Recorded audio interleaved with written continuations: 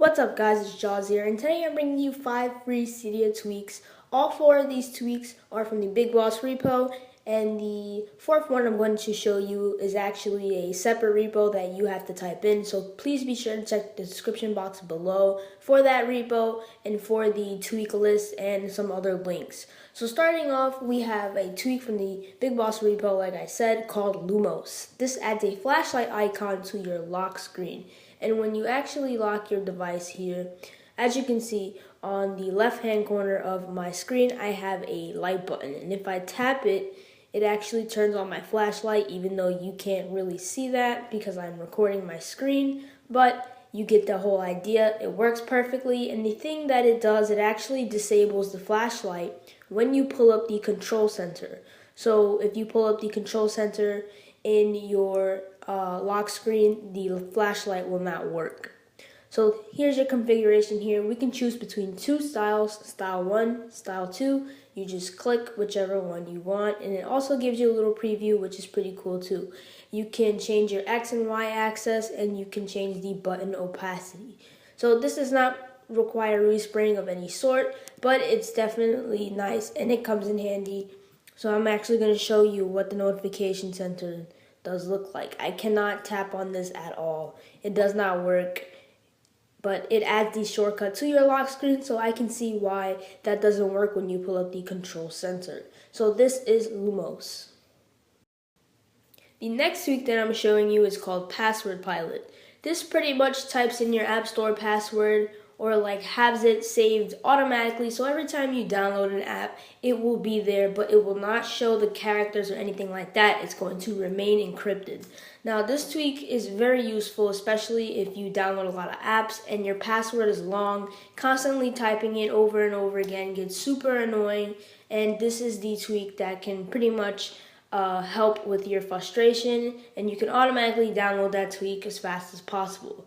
Now the only bad thing about this is if you let people use your phone, like little kids or something like that, they get into the App Store and they download an app, the password will automatically be in there, and all they would have to do is tap OK. So that's the only bad part, but for the most part, it's definitely a pretty much a lifesaver. So I'm just going to show you an example of what it would look like. I'm just going to click on a random app here.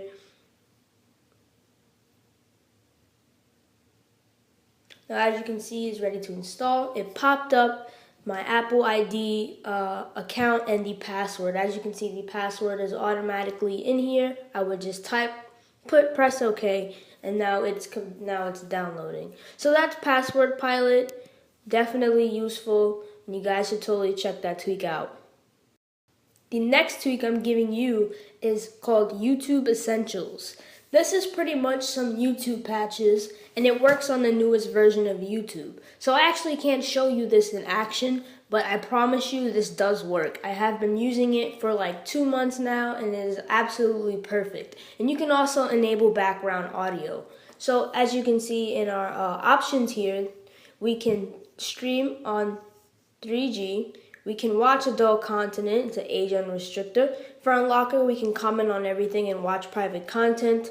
But I don't think these two actually work because I can't really tell what's private. And then normally you can comment on everything, but I just leave those on just for the hell of it. And for ad blocker, this works perfectly right here. It blocks advertisements, so you have no advertising at all. When I click on a YouTube video, I have no advertisements, and I also put on always skippable ads. You can also add a black keyboard, and you can enable background audio, which is the best part of this tweak. So all of these work pretty much, so you should totally go download that, especially since, you know, I'm pretty sure a lot of you use YouTube a lot. If you're watching this video and you're watching other videos, it's definitely worth it. I can't show you it in action, but I promise you it works like a charm. The 4th tweak that I'm bringing you today is called BlurPaper. This is in the Pnre Repo, and like I said in the beginning of the video, it will be down in the description box below. So what BlurPaper allows you to do is pretty much allows you to customize the blur for your wallpaper and your lock screen, home screen. You can customize animation, dock, and you can also enable parallax effect.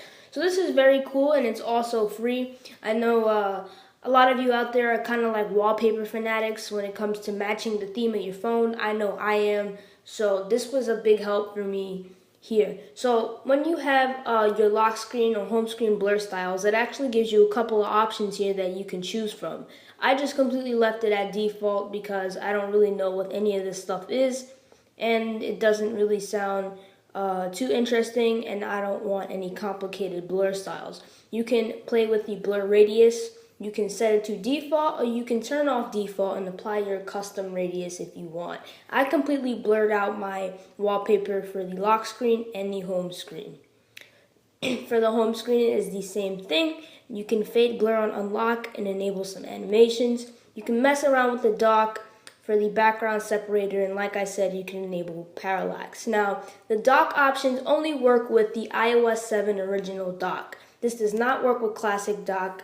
As you can see, my dock is classic dock, and it will not work with this. Only the original iOS 7 dock.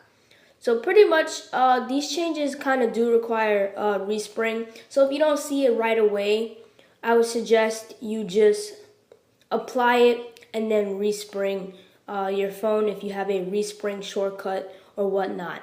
So I would definitely respring for this tweak right here. The final tweak that I'm bringing you today is called DontScrollToTop. This is actually a new tweak, actually, and it disables the status bar jump to the top of the page. So if you ever notice while you're scrolling and you hit your status bar, it will bring you to the top of any page. Now, if you didn't notice that, well then I guess it's never happened to you before, but I'm pretty sure everyone's gone through it. And as you can see, a nice picture of the iPhone 6 here. But when I tap the status bar, it does not jump me all the way back to the top of the page. And if you ever had that happen to you before on accident, it's pretty annoying. And since I have some activator gestures on my status bar, I kind of needed to disable that so it couldn't interfere with pretty much the snapshot, since I snapshot with my status bar. So this is very good tweak. It's an annoyance fixer, and if you ever experienced this or you hate it, this is definitely the tweak for you, so you can disable it.